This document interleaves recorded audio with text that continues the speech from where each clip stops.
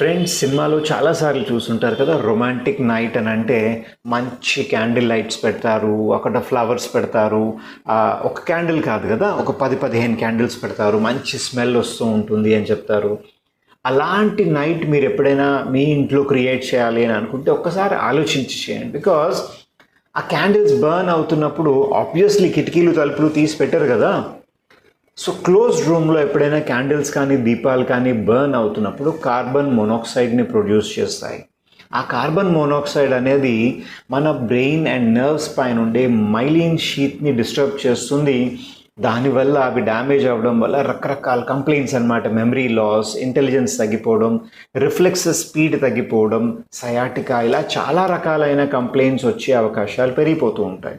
So అలా జరగకుండా ఉండాలి అని అంటే వెంటిలేషన్ అనేది ఉండాలి. ఓన్లీ క్యాండిల్స్ అనే కాదండి, ఈవెన్ మీ కిచెన్లో ఉండే గ్యాస్ స్టవ్ కానివ్వండి, బాత్రూంలో ఉండే గీజర్ కానివ్వండి, ఇవి కూడా కార్బన్ మోనాక్సైడ్ ప్రొడ్యూస్ చేస్తాయి. అందుకని కంపల్సరీ వెంటిలేటర్స్ ఉంటాయి చూసారా, బాత్రూమ్కి కిచెన్కి.